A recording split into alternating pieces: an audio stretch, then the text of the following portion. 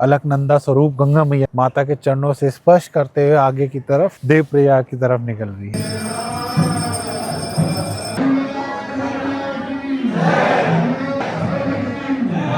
जहाँ माता विराजमान रहती है जमीन पर खुले आसमान के नीचे, क्योंकि माता को बंधन पसंद नहीं है। और इस अनुष्ठान के लिए दूर दूर से बड़े बड़े आचार्य आते हैं, जैसे Kedarnath, Badrinath. Hello friends, welcome to our new blog. मेरा नाम है देवेंद्र बिष्ट और ये है मेरी वाइफ शीतल बिष्ट। और हम आ पहुंचे हैं माता के चरणों में माता का आशीर्वाद लेने 2026 में। वंस अगेन आए हैं धारी देवी, जहाँ माता विराजमान रहती है जमीन पर खुले आसमान के नीचे, क्योंकि माता को बंधन पसंद नहीं है। तो अगर आप लोग आएंगे तो आप देखेंगे कि जहाँ पे माता विराजमान है वहाँ पे उनके ऊपर छत नहीं है। और जितने ही माता बोलते हैं कि दयालु है, लोगों की कामनाएं पूरी करती है, उतना ही उनको क्रोध भी आता है। कहा जाता है कि माता अपनी रक्षा स्वयं करती है, और इसका साक्षात उदाहरण आपने देखा ही होगा 2013 की आपदा का, जब माता को अपनी जगह से हिला के उनको ऊपर की तरफ शिफ्ट किया गया था। हाँ, ये पहले माता का जो भवन था वो नीचे था, ये पिल्लरों में उठा के ऊपर कर दिया है। उसी टाइम आई थी आपदा 2013। कुछ 2-3 घंटे बाद ही, जैसे ये काम हुआ था उसके 2-3 घंटे बाद ही आपदा आ गई थी। अब ये प्रकृति का ही वजह से हुआ था या ये था, लेकिन लोगों का मानना और आस्था यही है कि ये उसी वक्त हुआ, किसी और दिन क्यों नहीं हुआ, ये भी एक क्वेश्चन हो सकता है। तो ये तो अपनी अपनी आस्था है, पर हमारे मन में भी यही आस्था है कि माता जो है प्रेम से भरी हुई है, लेकिन वो क्रोध भी करती है अगर उनको छेड़ा जाए या गलत काम किया जाए तो प्रकृति अपना रूप दिखा देती है, रौद्र रूप। और माता के चरणों में अलकनंदा स्वरूप गंगा मैया भी बह रही है। देखो, स्पर्श माता के चरणों से स्पर्श करते हुए आगे की तरफ देवप्रयाग की तरफ निकल रही है। तो ये भी बहुत सुंदर है। तो सबसे पहले चलते हैं मंदिर में और करते हैं दर्शन।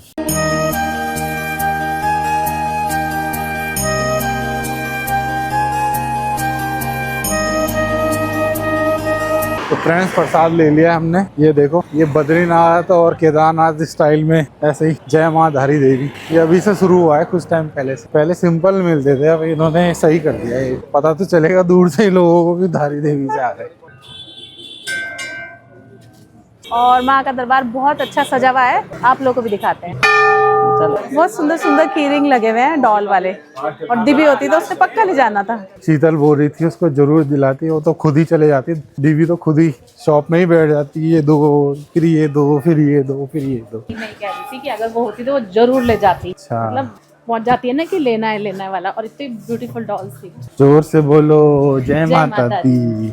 भगवान जहाँ जब जिधर बुलाना चाहता है वहाँ आदमी पहुंच ही जाता है। पीछे सुंदर मंदिर, वो ऊपर भी बैठे हुए लोग देख।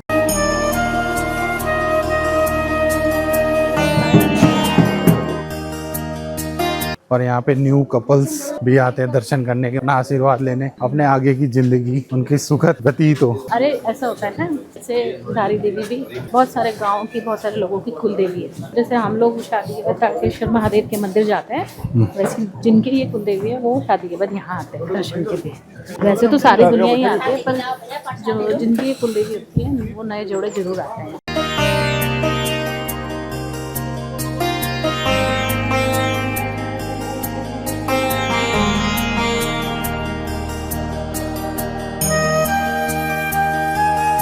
शीतल का जब से यहाँ श्रीनगर में हुआ है तो अप्रोक्स 2-3 महीने में हम आ ही जाते हैं माता के दर्शन करने। जब देहरादून में थी तो सोचती रहती थी कब जाएंगे, बहुत बार सोचते थे। और जब यहाँ आए तो माता ने जब यहाँ बुला दिया तो अब हम जाते ही रहते हैं। तो ये भी, इसमें भी माता की कोई लीला रही होगी कि हमने कब उनके दर्शन करने हैं। हर चीज़ का एक टाइम फिक्स होता है, और हमारे लिए यही टाइम था कि हर साल आओ और मेरे से मिलो, दर्शन करो मेरे।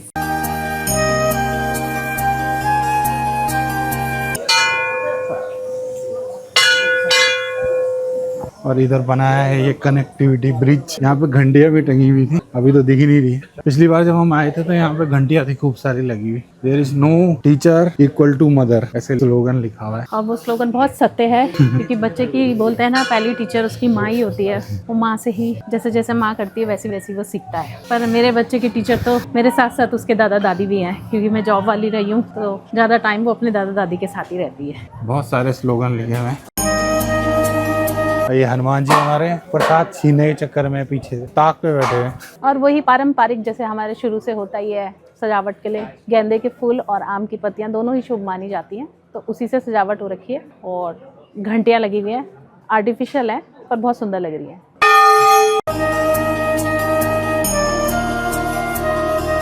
और यहाँ लकड़ी वाला गेट है और यहाँ से अंदर माता के दर्शन करने जाते हैं। तो चलो दर्शन करते हैं। लोगों को अगर साक्षात माँ के दर्शन अंदर करने हैं तो जब भी टाइम लगे आइए और माँ के दर्शन कीजिए।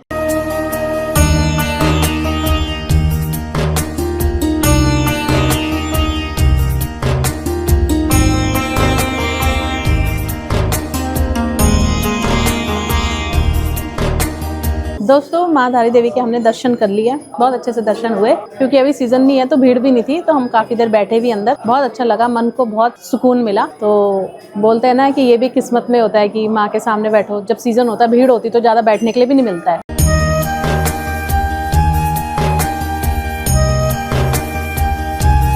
और माता रानी की चुन्नी भी मिल गई है मुझे। जो पंडित जी उन्होंने बोला है कि इस चुन्नी को ना ओढ़ते हैं क्योंकि ये माता की ओढ़ी हुई है, तो हम उस लायक कहाँ। या तो आप अपने मंदिर में रखें, और जो छोटी वाली मिली है मैंने तो 2 ले ली।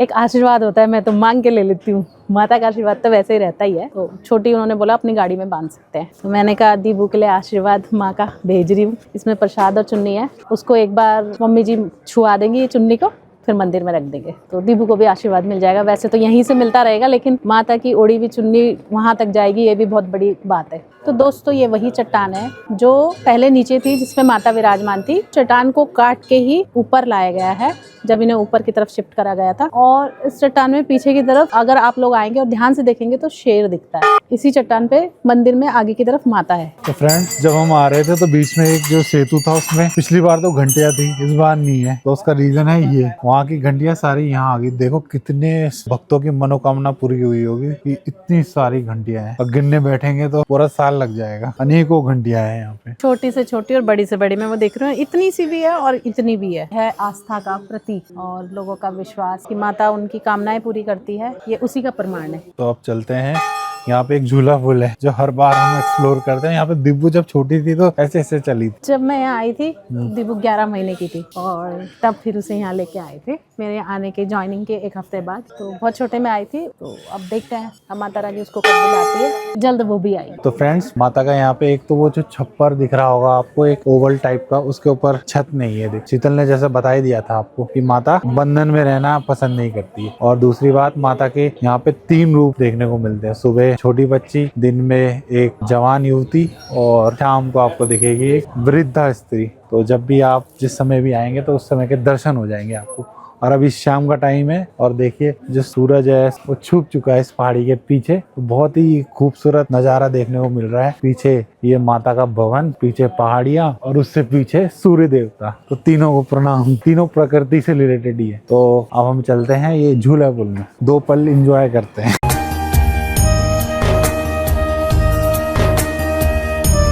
और इधर है ये धारी गांव, यहाँ की कुलदेवी भी है माता। वैसे तो माता चारों धाम की रक्षक भी कही जाती है। और जब आप अपनी 4 धाम यात्रा करेंगे तो सबसे पहले धारी देवी के दर्शन करने के बाद ही चारों धामों के दर्शन किए जाते हैं, जो उत्तराखंड में है। केदारनाथ, बद्रीनाथ, गंगोत्री, यमुनोत्री। और पुल से पानी का वेग भी पता चल रहा है। जब वो पहाड़ों से टकरा रहा है तो छाप छाप ऐसी आवाज आ रही है। इतना ही शांत, इतना ही खतरनाक।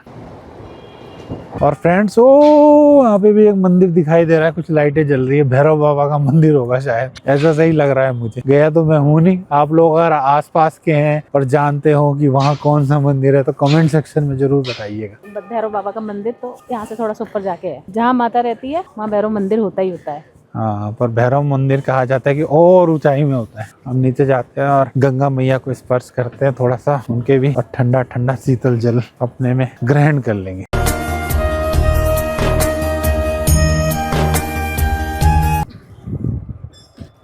जय हो गंगा मैया। और पानी एकदम साफ सुथरा हो रहा, साथ में तो ऐसे हो जाता है मिट्टी वाला, लेकिन अभी एकदम क्लियर साफ पानी हो रहा और ठंडा बहुत ज्यादा। शीतल ने भी माँ के स्पर्श कर लिया तो हम भी कर ही लेते हैं। ओम नमः शिवाय, जय माता दी। हो गया है, बड़ी प्रसन्नता हो रही है जो हमारे इस अनुष्ठान में। तो फ्रेंड्स अभी यहाँ पे अनाउंसमेंट हो रहा था, 3 दिवसीय वैदिक अनुष्ठान जो हवन वगैरह होता है उसकी शुरुआत आज ही हुई है। तो आज पावन दिन में हम लोगों ने यहाँ पे दर्शन कर लिए हैं। और ये हर साल इसी टाइम 26 जनवरी से 28 जनवरी तक होता है। वो इसलिए होता है क्योंकि जब माँ धारी देवी को यहाँ उनके जो पहले का स्थान था, जो अब जलमग्न हो गया है, वहां से पुनः स्थापित किया गया था। तो वो 28 तारीख को ही किया था, 28 जनवरी को। और तब से माता का ये आदेश है कि हर साल यहाँ पे ये अनुष्ठान किया जाए। और इस अनुष्ठान के लिए दूर दूर से बड़े बड़े आचार्य आते हैं, जैसे केदारनाथ, बद्रीनाथ, ऐसे ऐसे मठों से आचार्यों को निमंत्रण दिया जाता है और यहाँ पे वो लोग अनुष्ठान करते हैं। तो बहुत अच्छी टाइम में माता ने हमें बुलाया है, तो ये भी हमारा एक सौभाग्य है। और ये अनुष्ठान इसलिए किया जाता है कि आसपास के क्षेत्रों में लोगों में सुख, समृद्धि और शांति आए। तो फ्रेंड्स, इस धारी देवी वाले ब्लॉग के लिए इतना ही। होप आपको ये ब्लॉग पसंद आया होगा। पसंद आया तो लाइक कीजिए, शेयर कीजिए और चैनल पे न्यू है तो सब्सक्राइब करना ना भूले। और हमारी यही कामना है कि माँ धारी देवी का आशीर्वाद आप सभी पर बना रहे। तो जय माता दी और जय भोलेनाथ। तो नमो पार्वती पते, हर हर महादेव। तो चैनल में ऐसे ही प्यार देते रहे, बने रहे, वीडियो देखते रहे। मिलते हैं नेक्स्ट ब्लॉग में। Till then be safe, be happy, be blessed, take care, bye bye. और चैनल का नाम मत भूलिएगा, देवसी ब्लॉग, जहाँ हम जिंदगी का हर रंग शेयर करते हैं आपके संग। Bye bye. तो फ्रेंड्स, अभी वापस जा रहे हैं मंदिर में क्योंकि यहाँ पे आरती होने वाली है। तभी हम आरती में जाएंगे। 6:30 बजे से स्टार्ट हो जाती है। और हम 1 घंटे से वेट कर रहे हैं और बहुत इच्छा थी कि माता की आरती ही देख के जाएं, जब यहीं रहते हैं तो चलो चलते हैं।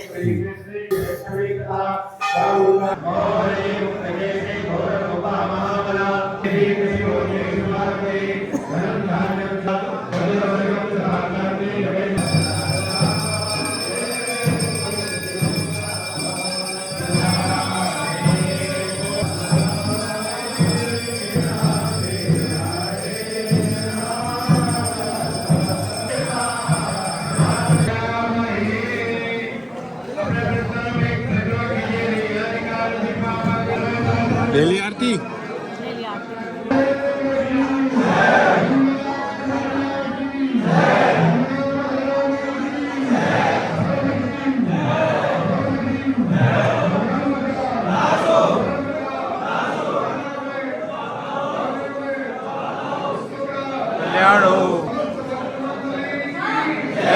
तो फ्रेंड्स, पहली बार माता की आरती देख ली, एक सौभाग्य है।